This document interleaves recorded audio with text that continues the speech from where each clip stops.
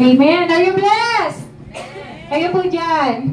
Amen. Amen. So, let us continue to worship our Almighty God. Ihanda po natin ang ating mga puso't isipan sa pakikinig po ng salita po ng ating Panginoon. Tinatawagan ko po ang kanyang pumapayat na lingkod, Bishop Jude Verones.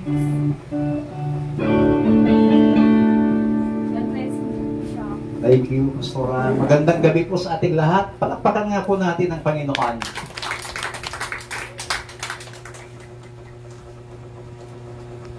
Nabasa na po yung ating pong teksto kanina na matatagpuan po sa aklat ng Luke. Aklat po ni Dr. Luke, chapter 7, verses 1 to 10. At ang paksa ng mensahe ng Panginoon na ating pag-usapan ngayon is the character of having a committed heart. Yung mga pag-uugali o mga katangian ng taong may committed heart sa Panginoon. Kung titingnan po natin sa atin pong teksto, ang kwento po dito ay meron pong isang centurion. Kapag sinabi po nating centurion, ito po ay isang Roman military officer commanding a group of about 100 soldiers.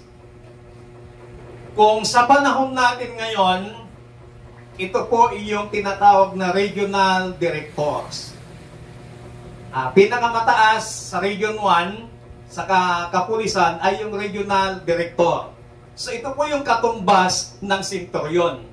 Marami siyang nasa ilalim ng mga sundalo or marami siyang mga nasa ilalim ng kanyang pamamahala, panunungkulan bilang isang regional director ng mga kapulisan.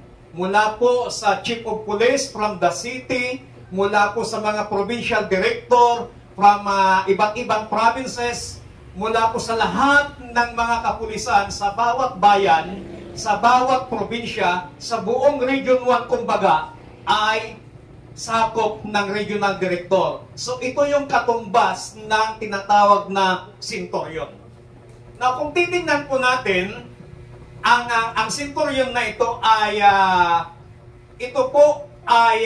napupromote. Pinopromote siya sa ilalim ng Roman military officer sa pamamagitan ng kanyang mga magagandang accomplishment bilang isang Roman military officer. Now, kung babasahin po natin itong ating talatang ito, ano ba yung lesson, ano ba yung aral na makukuha natin o matututunan natin from this centurion? Wala man tayong mga tauhan na nasa ilalim po natin, pero lahat man tayo ay may mga miyembro ng pamilya. Amen. Hindi ko alam kung ilan kayo na miyembro sa bawat pamilya.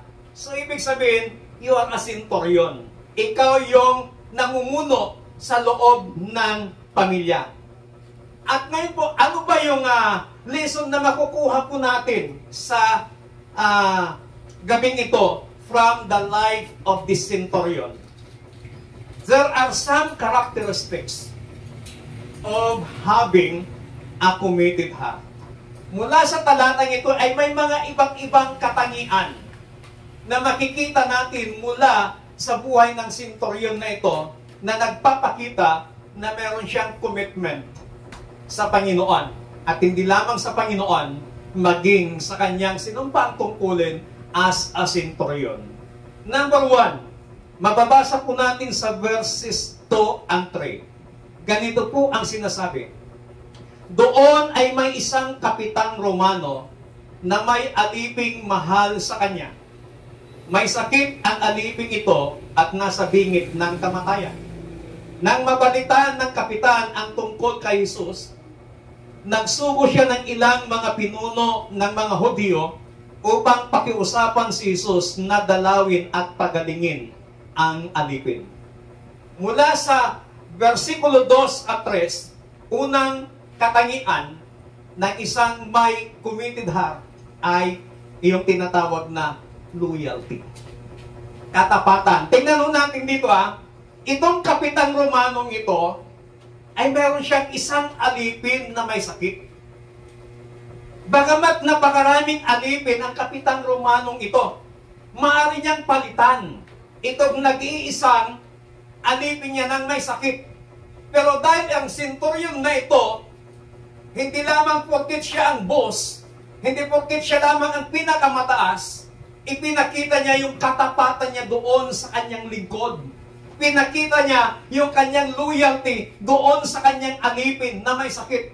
Sa paanong paraan niya ipinakita?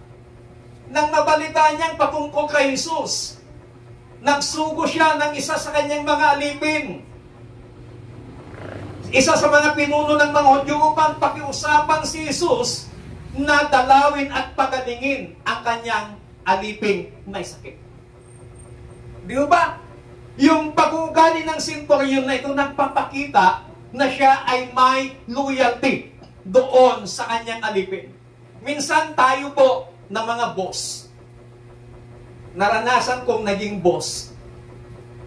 Kasi nung ako po ay nasa radio commentator, radio broadcaster doon po sa Manila at dito sa Nueva Ecija, ang dami ko hong mga field reporters dito sa Pangasinan, sa La Union, sa Ilocos, sa Mindanao, sa Manila, sa Pampanga. Ang dami kong mga field reporters noon. So ang tawag nila sa akin, boss. Pag malapit ng Pasko, sir, wala bang pamasko dyan? So, dahil sila yung nagbabato ng mga report, nagbabato ng mga bagagandang balita, kinakailangan iparamdam ko sa kanila yung loyalty ko sa kanila. Yung katapatan ko sa kanila. Hindi lamang dahil ikaw ang boss, ikaw yung leader, ang gusto mo lang, yung matauhan mo sila ang may loyalty sa'yo. Yes, kailangan maging yung mga pinamumunuan mo may loyalty din sa'yo at lalong-lalo na ikaw na leader, may loyalty ka sa tauhan mo katulad ng centurion na ito. Kaisa-isang alipin niya na may sakit. Pero ipinakita ng centurion na ito yung kanyang pagmamahal, yung kanyang loyalty. Dahil gusto niya na gumaling ang alipin niyang ito. Kadalasan sa atin, kapag may sakit na yung ating mga tauhan, bahaday suna na, sul-sul guakmat, ikitad ko matiblagasyon pa kanya na bahala kanya na nanuhan ng alagaan yung sarili na noong nag-hospital. So kadalasan ganun po yung nangyayari sa mga ibang leader, sa mga ibang boss, sa ibang mga amo. Pero kakaiba po yung itinuturo sa atin ng centurion na ito. Ang centurion ito ay tao ring katulad natin. Na bagamat siya ay napakaraming tauhan, pero pinakita niya yung kanyang loyalty sa nag-iisang tauhan niya nung may karamdaman at ang sabi ng Biblia ay nasa bingit ng kamatayan.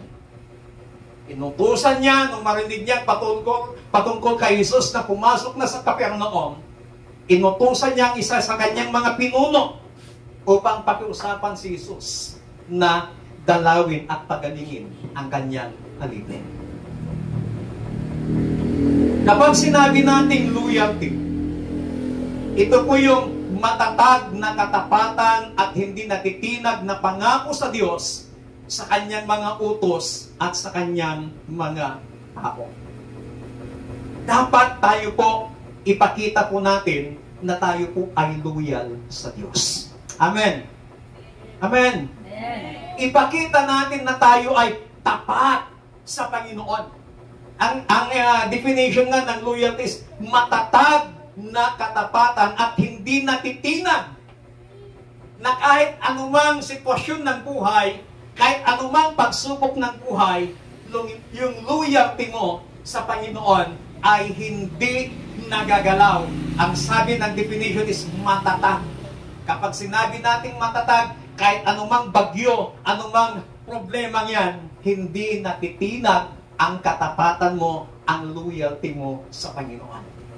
May nakakakita man o wala, dapat loyal ka sa Panginoon. Dahil tandaan po natin, ang Diyos ay siluso. Sabi ng banal na kasulatan, ako ang iyong Diyos na mapanibughuin. Pag may iba tayong, kung yung loyalty natin ay hindi 100% sa Diyos, doon nagkakaroon, nasasaktan ang Panginoon. Kaya, huwag nating saktan ang damdamin ng Diyos, huwag nating saktan ang puso ng Panginoon. Dapat, anumang sitwasyon ng ating buhay, we must be loyal to God. Palakpakan natin ang Diyos. We must be loyal to our brothers and sisters. Ano pong ibig sabihin nito? Pag may nakita kang kahinaan ni kapatid mo, huwag mong i-chismis. Amen? Loyal ka sa Kanya. Kapag nag-open ng problema sa iyo, ang isang kapatid sa Panginoon, pag hindi kayo nagkasundo, huwag mo nang ipagkalat yung mga ipinagkatiwanan niya sa yung mga personal na problema. Loyalty yun. Kaya napakahirap yung nagbubukas ka ng personal na problema mo sa isang tao kapag kayo ay close. Pero masusubok yung closeness ninyo kapag nagkaroon kayo ng misunderstanding. At kapag pinabayaan nyo yung misunderstanding na yun, hindi po na-solve, nako, nag-iiwasan na kayo niyan hanggang sa tuluyang mawasak ang relationship ninyo. Pero kapag mayroon kayong misunderstanding at nagkasundo kayo, may nagpakumbaba na isa at nagkasundo kayo, mas titibay pa yung relationship ninyo. Kasi nasubok na sa unang pagkakataon yung relationship ninyo bilang magkapatid sa Panginoon. At napagtagumpayan nyo yun, titibay pa po yun. Kaya tayo po, maging tapat tayo sa ating mga kapatid. Ang ibig sabihin nun, walang siraan. Amen? Amen! Sabihin mo nga sa katabi mo, walang siraan. Kapag may nakita kang kahinaan ni kapatid mo, instead na i-chismis mo siya sa ibang tao, i-chismis mo na siya sa Panginoon. Kapag may nakita kang kahinaan, kaming mga pastor, pag may nakita kaming kahinaan ng mga members ng mga kapatid, dapat kaming mga pastor, huwag namin silang bubugbugin, huwag namin silang patatamaan sa pulpito. Ang ginagawa namin mga pastor, pag may nakita kaming kahinaan ng mga members, ng mga leaders, kinakausap namin sila na sinasabi yung kahinaan at ipinapanalangin sa Panginoon. At kapag nakita mo yun, huwag mo nang ipagkalat, huwag mo nang i-chismis. Maging loyal ka sa kapatid mo sa Panginoon. Ibig sabihin nun, protect your brother, protect your sister in Christ. Palakpakan natin ang Panginoon. Next, we must be loyal, hindi lamang sa Diyos, hindi lamang sa ating mga kapatid sa Panginoon, but we must be loyal also to the church. Maging loyal tayo sa church, kung saan tayo belong, kung saan tayo nakamiyembro na isang simbahan ng ating Panginoon, maging loyal po tayo doon. Si Nanay Susana, nung first time siya umatin dito, kinausap ko siya. Nung nabanggit niya na umatin siya kay Pastor Vic, yung chairman ng Association of Rosales Ministers and Ministries, yung Army, nung nabanggit niya yon, nagtanong ako kay Pastor Anisli. So, yun yung pala yung chairman. Kinausap ko siya. Tapos, nung nag-usap kami ni Nanay, nag-usap din kami ni Pastor. Meeting namin, kinausap ko siya, Pastor. Member niyo po pala si Nanay Susana. Umatin po siya sa amin. Ang sabi ni Pastor, opo, nagpaalam na po siya sa amin. Sige po, Pastor, pinagkakatiwala ko po sa inyo. So yun po, yung binanggit sa akin, ang sabi ko, Pastor, ayaw ko kasi na mapagbintangan na kabago-bago ko dito sa Rosales, ayaw ko na mapagbintangan na nangaagaw ako ng mga members. Knowing na meron pala siyang inaatinan. Pero ngayong nakausap na kita, salamat po, Pastor. So tayong mga member, dapat maging loyal po tayo. Halimbawa, meron kayong hindi nagustuhan sa amin na mga pastor po ninyo. Huwag niyong i-chismis.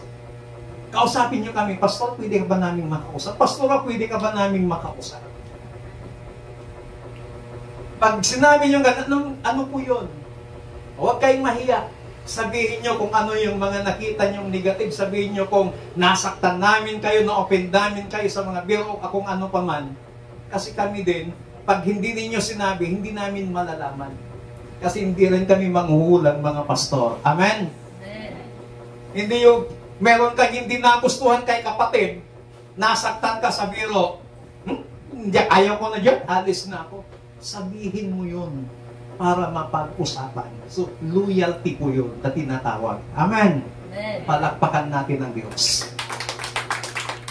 Pangalawang katangian ng may committed na puso, dito po sa verses 3 to 4, ang sabi po dito, paglapit ng mga sugo kay Jesus, taimtim silang nakiusap sa Kanya at sinabi, siya po'y karapat-dapat na pagbigyan ninyo, sapagkat mahal niya ang ating bansa.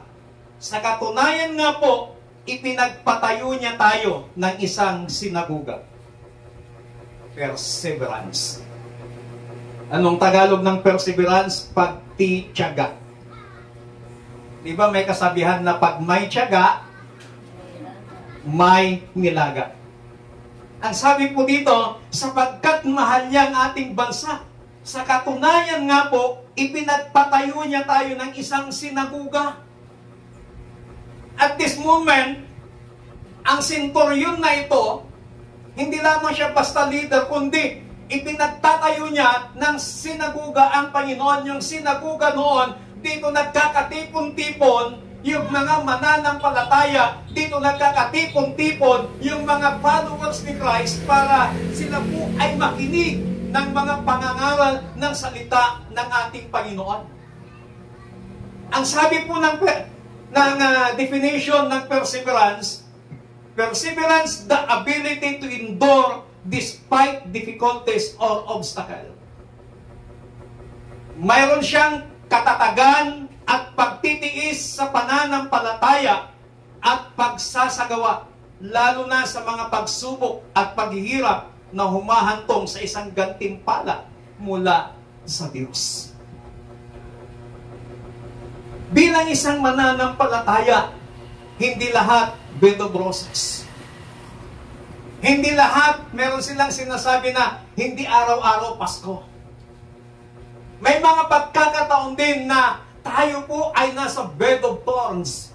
Ibig sabihin, meron tayong mga problema, meron tayong mga pagsubok na pinagdadaanan. Ako po bilang pastor, kaming mga pastor, we are not exempted sa mga problema, sa mga pagsubok. Sa totoo lamang, ang unang nagkakaroon ng matitinding pagsubok, matitinding problema ay ang mga pastor.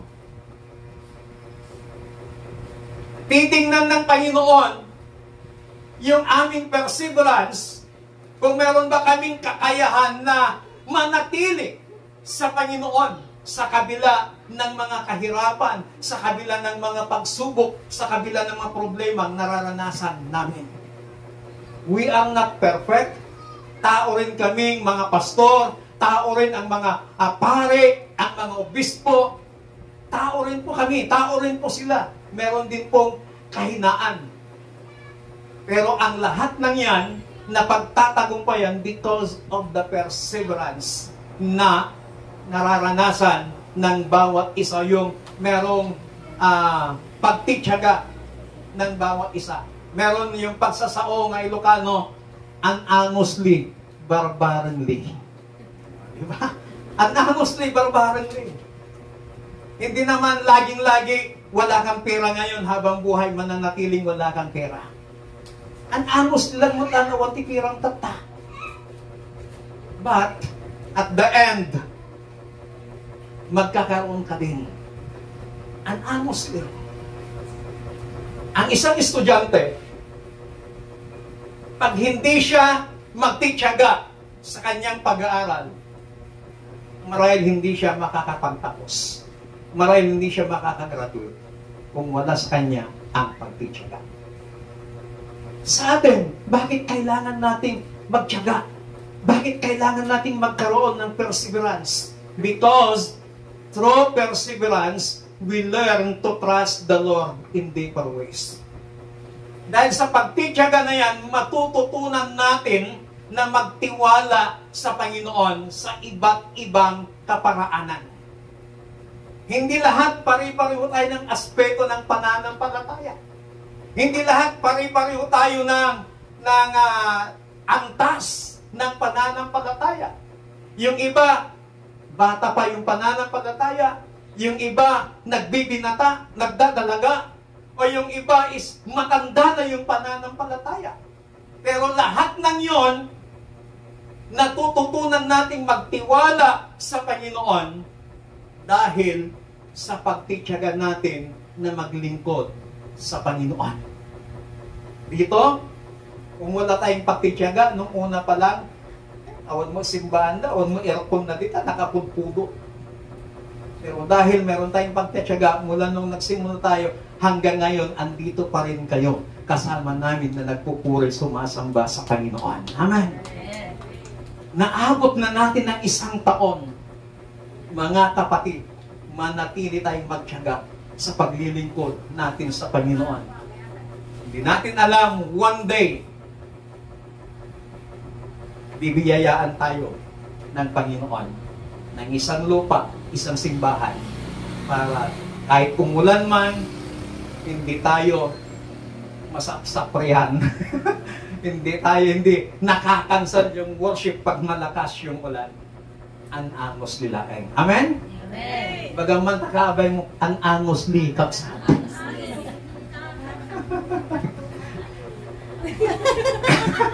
Nagkaduhod dan amos lina. Okay. Through perseverance, we learn to move forward into our faith. Natututunan natin na magpatuloy sa ating pananampalataya. Kung titingnan mo yung pinanggalingan po natin, malapit na po tayo sa finish line. Malayo na tayo sa starting line. Ang ibig kong sabihin, kung babalikan natin yung ating mga nakaraan, mas malapit na tayo sa finish line. Sana tayong lahat, tayo pa rin ang magkita-kita sa finals. Amen? Ibig kong sabihin, magkita-kita sa finals, magkita-kita sa pagdating ng ating Panginoon. Hindi man tayo buhay na darating ang Panginoon, pero in the place na inihanda ng ating Panginoon, doon tayo magkita-kita. So, dapat magpatuloy tayo na maglingkod sa Panginoon. Through perseverance, we learn to move forward into our faith. Pangatlo, through perseverance, we get the promised reward. Kaya ang angos nila ang kakabsat, apay, tanumapag tagumpayam, dahil tapanagan angos mo, ay kat at the end, maawat mo, iti gunggunang. Sana nga gungguna nga, la, natisgrasya, gungguna nga. Hindi ganon. Yung gungguna na tinatawag is ganting pala. Ang isang magsasaka, di ba? Madaling araw, pumupunta na sa bukid, nauulanan, nagugutuman yan. Isang sagana na gitaltalon na. Ore todo sambutan da nga todo na wanti danon iti irrigation sambutan da nga todo ore raben apanda gitaltalon da. Aying gana nga iti siguro Luzon, iti Pangasinan kagye Nueva Ecija baka man manon iti agpas agbunbunobon baka kaaminan ka direct ay purwak na kunada. Ako naranasan ko pong nagbukid, kaya alam ko yung buhay ng magsasaka. Naranasan kong naging tricycle driver, kaya alam ko yung buhay ng mga tricycle driver. Namasada po ako, nagbukid po ako. Pero pag wala kang tiyaga, wala kang mapapala. Pero ang magsasaka, meron siyang tiyaga na kahit into no basit ti maapit na, ay man nalon, ito maminsan, at talon tumanan, ti prinsipyo ti mandanan, ano santay lang, nga kakabsat. Ito maminsan, baka makaapit tayong tumat. Oray no maluglugidan, ay may sektorya nga taltalunan da, umapit na lang iti 30, 40 kababaan. Kahit malungkot na sila, lugi na sila, pero sa susunod, at talon na pala, taada ti panaganos. Kaya't nasawan, tayo man po bilang mananampalataya. May pagsubok man, may hirap man, may saya man, agan-anos sila. Anong sabi ng Bible? James chapter 1 verse 12, Blessed is the one who perseveres under trial, because having stood the test, that person will receive the crown of life that the Lord has promised to those who love Him. Magtiyaga lamang po tayo kahit anumang sitwasyon ng buhay upang makamtan natin yung ipinangako ng Panginoon. Anong sabi sa Galatians 6:9? Iti Lucano saan tayo nga mabannog nga garamit ti kinaimbag. Tenton tiyempo na agapit tayo no di tayo maupay.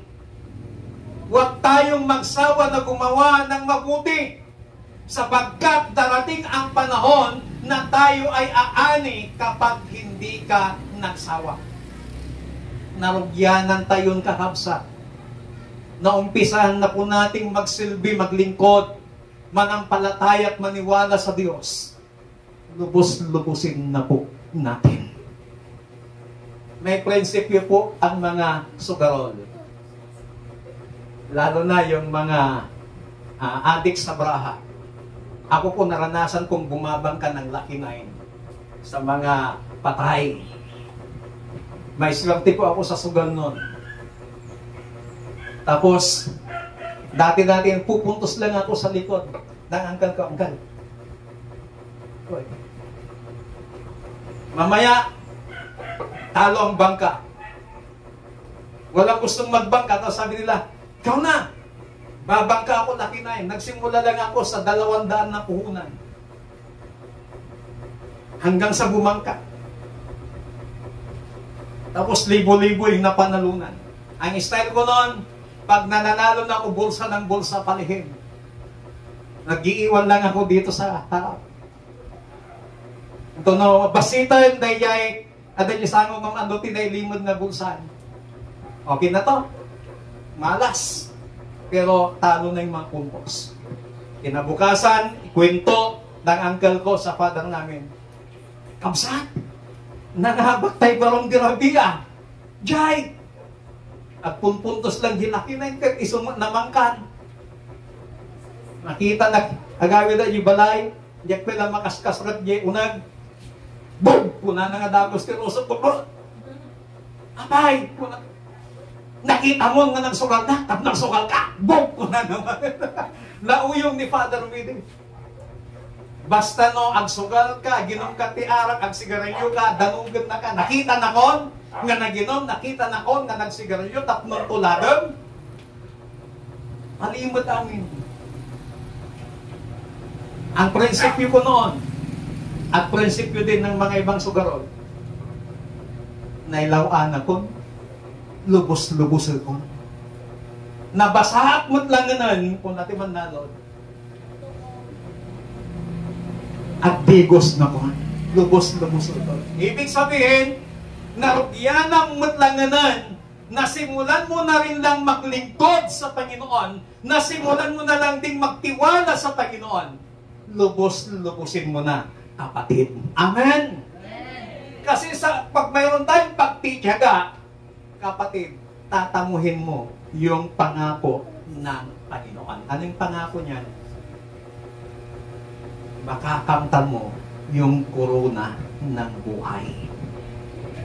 Makakamtan mo yung mga gantimpala ng Panginoon sa buhay mo.